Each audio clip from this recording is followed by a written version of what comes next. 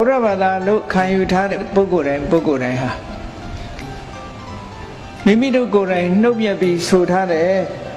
ဗုဒ္ဓံတရဏံဂစ္ဆာမိဘုရားကိုကိုးကွယ်ရအဖြစ်အတိမတ်ပြုပါတယ်ဓမ္မံတရဏံဂစ္ဆာမိဓမ္မကိုးကွယ်ရအဖြစ်အတိမတ်ပြုပါတယ်တန်ခံတရဏံဂစ္ဆာမိတန်ခါကိုကိုးကွယ်ရအဖြစ်အတိမတ်ပြုပါတယ်လို့နှုတ်မြတ်ပြီးဆိုထားတာဟာဒီမိမိရဲ့ကိုးကွယ်မှုဟာဥပတကာဥပတိကာဆိုတဲ့အရည်ချင်းတွေကိုရယူထားခြင်းပဲဖြစ်တယ်ပေါ့အဲ့ဒီအရည်ချင်းတွေရယူထားတဲ့အတိုင်း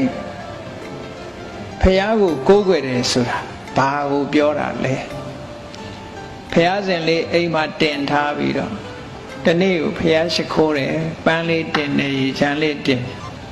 ဒါကိုပဲဖះကိုးကွယ်တယ်လို့ခေါ်တာလားစီမီလေးလှူတယ်ဒါဖះကိုးကွယ်တယ်လို့ခေါ်တာလားလို့ဆိုအစစ်မှန်အနှစ်သာရအပြင်ဒါကိုးကွယ်တယ်လို့မခေါ်နိုင်ဘူးနော်အစစ်မှန်အပြင်ဆိုရင်တော့အပေါ်ယံအပြင်တော့ကိုးကွယ်တယ်လို့ပြောလို့ရတယ်အစစ်မှန်ကဘာတော့ဆိုရင်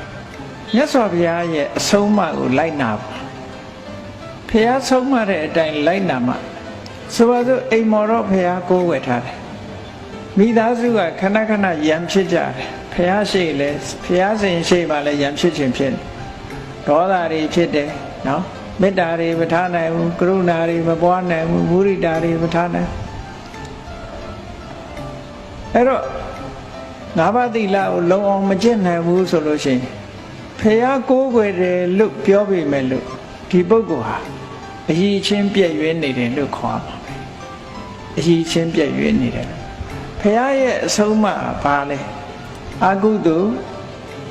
မပြုရဘူးကုသိုလ်မှန်သမျှပြည့်စုံစေရမယ်ကိုယ်စိတ်ကိုဖြူစင်အောင်ထားရမယ်ဒါဖះအဆုံးဖះကိုကိုးဝယ်ပါတယ်ဆိုတာဖះအဆုံးအမကိုလိုက်နာပါမယ်လို့ဂရုပြုတာပဲ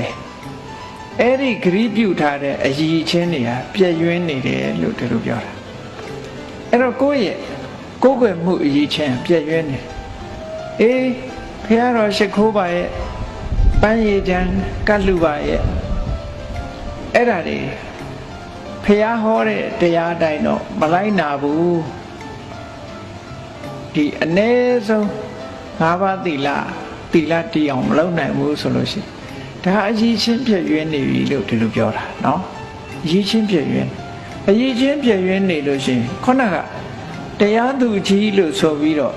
ဥပဒေကိုမစောင့်ရှောက်တဲ့ပုဂ္ဂိုလ်လိုပဲမထူးဘူးအရည်ချင်းပြည့်ရွှင်တယ်လို့ပြောရမှာပဲဗုဒ္ဓဘာသာခေါင်းတယောက်လို့မဖြစ်ဘူးပေါ့ဖရာတပည့်ခေါင်းမဖြစ်ဘူးပေါ့ဒီလိုဆိုလိုတာပေါ့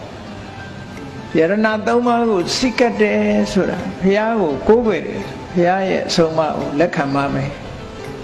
ဓမ္မံတရဏံဂစ္ဆာမိတရားကိုကိုးကွယ်ပါတယ်ဆိုတာတရားအတိုင်းကျင့်ကြံကြိုးကိုအထောက်ပါမယ်သို့တော့တရားကိုကမကျင့်ဘူးတရားဆိုဒီမှာဘာကိုပြောတာတော့ဆိုသီလသမာဓိပညာလို့ဆိုတဲ့ကျင့်စရာတိက္ခ၃ပါးအဲ့ဒီထဲမှာဒါအခြေခံဟာစပြီးတော့ကျင့်ကြံကြိုးကိုအထောက်မှုမလုပ်ဘူးဆိုတရားကိုကိုးကွယ်တယ်လို့သာပြောပေမဲ့လို့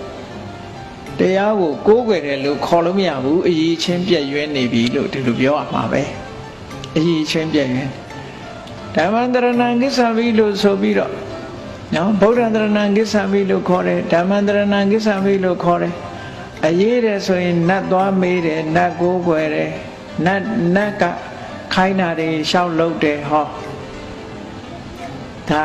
အရည်ချင်းပြည့်ရွှင်တယ်လို့ခေါ်တယ်ကံကိုမယုံဘူးဘာတွေယုံတော့လောကလူတွေဟာ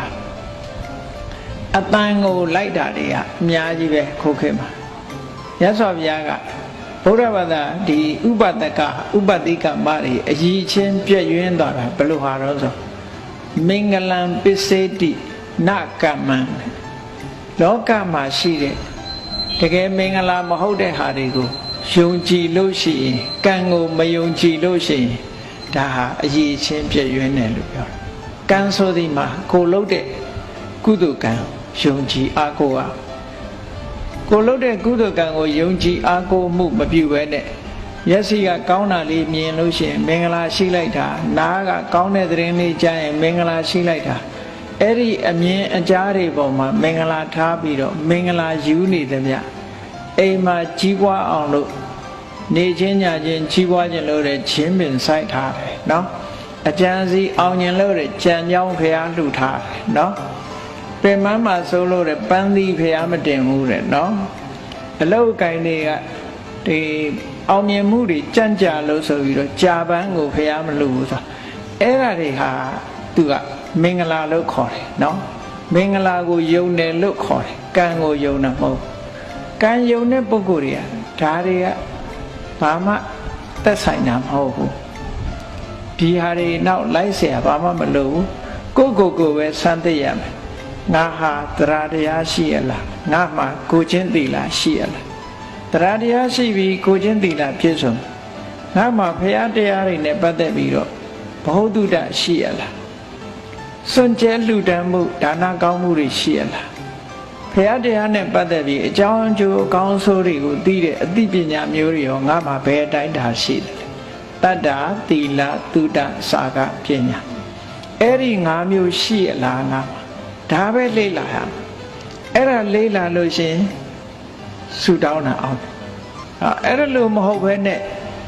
တတ္တသီလသုဒ္ဓစာကပညာဆိုတဲ့ဒီအရေးချင်းတွေပြက်ပြားပြီးတဲ့အခါမှာနော်အောင်မြင်ခြင်းလို့တဲ့ကြီးပွားခြင်းလို့ဆိုလို့ခိုင်းတာတွေအကုန်ရှောက်လုံးတယ်နော်ကြီးပွားခြင်းလို့စီးပွားတက်ခြင်းလို့ဆိုပြီးတော့ဟိုဟာတွေလှုပ်တယ်ဒါတွေလှုပ်တယ်ပေါ့အဲ့ဒါလို့